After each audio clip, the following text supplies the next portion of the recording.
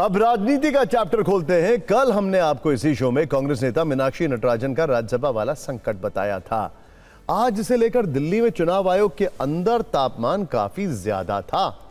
वैसे दिल्ली का तापमान भी आज काफी ज्यादा है। अपने उम्मीदवार का नामांकन रद्द होने के बाद से कांग्रेस ने मोर्चा खोल दिया है। इसी कड़ी में 10 नेताओं का प्रतिनिधिमंडल चुनाव आयोग से मिला। उन्होंने दावा किया कि रिटर्निंग ऑफिसर का आदेश गलत है, लिहाजा आयोग को तुरंत कोई फैसला लेना चाहिए। कांग्रेस की दलील है कि नियमों के मुताबिक सिर्फ उन मामलों में जानकारी देना जरूरी है जिनमें सजा 2 साल से ज्यादा हो या जिनमें आरोप तय किए गए हों। निजी शिकायत बेबुनियाद हो सकती है और संभव है उसमें कोई दम ना हो। मीनाक्षी नटराजन को अदालत के सामने पेश होने और यह बताने के लिए नोटिस मिला था कि मामले का संज्ञान क्यों ना लिया जाए। कानून की नजर में संज्ञान यानी कॉग्निजेंस के बिना कोई आपराधिक मामला नहीं बनता है। कांग्रेस के मुताबिक जिस आधार पर नामांकन रद्द किया गया उसका कानून में कोई प्रावधान नहीं है। पार्टी अपनी आपत्ति जता चुकी है। चुनाव आयोग इस पर मंथन कर रहा है। आगे जो भी फैसला आएगा हम आपको सबसे पहले बताएंगे।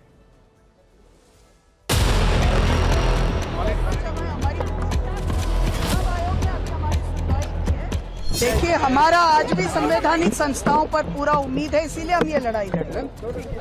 चुनाव आयोग ने क्या कहा आप लोगों? चुनाव आयोग ने अभी हमारी सुनवाई की है और अब हम वेट कर रहे हैं। तो आपको लगता है कि आपको इंसाफ मिलेगा? हम हमारी लड़ाई में हैं। हमारा आज कहीं ना कहीं लोकतंत्र में अब भी कोई ना कोई प्रकार की लोकतांत्रिक शुचिता बाकी हो।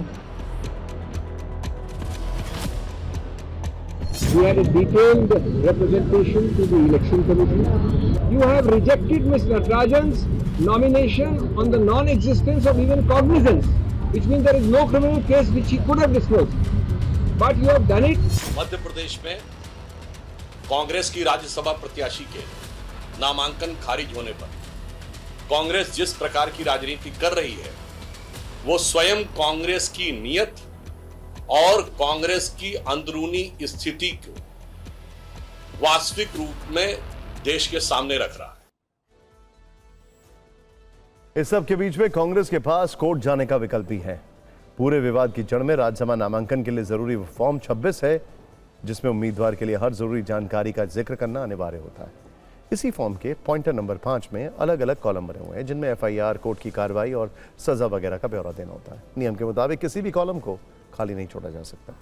यदि कोई मुकदमा दर्ज नहीं है तो उम्मीदवार को शून्य या लागू नहीं लिखना होता है। आपको बताते हैं कि प्रत्याशी के लिए क्या क्या बताना जरूरी होता है। अगर कोई आपराधिक मामला लंबित है तो उसका विवरण, यदि उम्मीदवार को किसी केस में सजा हुई है तो उसकी पूरी जानकारी, लंबित मामले से जुड़े अदालत का नाम, केस नंबर, एफआईआर नंबर और धाराओं का जिक्र करना होता है। किए गए अपराध की स्थिति और संक्षिप्त जानकारी देनी होती है। यदि किसी आपराधिक मामले में दोष सिद्धि के खिलाफ हाईकोर्ट में अपील लंबित है तो उसका ब्यौरा देना होता है। नामांकन के दौरान फॉर्म 26 में महत्वपूर्ण जानकारी छिपाना या गलत जानकारी देना चुनाव आयोग के नियमों का उल्लंघन है।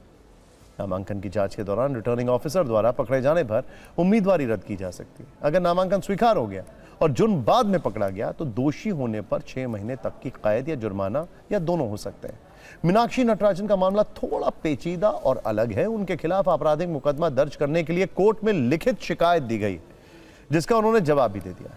उनके खिलाफ केस दर्ज होगा या नहीं, इस पर कोर्ट ने कोई फैसला नहीं दिया, यानी मौजूदा स्थिति में उनके पास कोई केस नंबर नहीं है। यही दलील कांग्रेस भी दे रही है कि जब कोर्ट ने कोई संज्ञान अब तक नहीं लिया तो नामांकन क्यों रद्द किया गया। इस पर हमने कानून के जानकारों से बातचीत की। आइए देखते हैं उनका पर्सपेक्टिव क्या है। सुप्रीम कोर्ट का आदेश है कि जो रिटर्निंग ऑफिसर है उसके पास पावर होता है जो नॉमिनेशन है उसको रिजेक्ट करने का, डिस्क्लोज़र की स्क्रूटनी करने के बाद। इसके लिए रिटर्निंग ऑफिसर दोनों पक्षों को वहाँ बुलाता है और इंस्पेक्शन होती है फॉर्म की, और उसके बाद जो ऑब्जेक्शंस होते हैं उसको रिटर्निंग ऑफिसर डिसाइड करता है। जहाँ डिस्क्लोज़र नहीं हुआ है, छिपाया गया है और वो मटेरियल है और क्रिमिनल केसेस को लेकर है, तो ऐसे केसेस में सुनवाई के बाद दूसरे पार्टी पक्ष को मौका देने के बाद रीजन्ड ऑर्डर पास करके रिटर्निंग ऑफिसर नॉमिनेशन को रिजेक्ट कर सकता है। कई बार ऐसे सिचुएशंस होंगे जहां केसेस लंबित हो और जो कैंडिडेट है उसको नहीं पता है, तो ऐसे सिचुएशंस में क्वेश्चन ऑफ फैक्ट जो है ज़्यादा इम्पॉर्टेंट हो जाता है, जो कि मेरे हिसाब से रिटर्निंग ऑफिसर सक्षम नहीं है उस स्टेज पे जहाँ समरी डिसीजन होते हैं दोनों पार्टी को वहाँ उसी जगह पे सुन के फैसला लेना होता है। तो ऐसे केसेस में जहाँ क्वेश्चन ऑफ फैक्ट इन्वॉल्व हों तो उसमें डिसीजन लेना बहुत मुश्किल होता है। रिटर्निंग ऑफिसर को रिस्ट्रेंट बरतना चाहिए ऐसे केसेस में जहाँ की वो पूर्ण रूप से फैक्ट्स की जानकारी ना हो।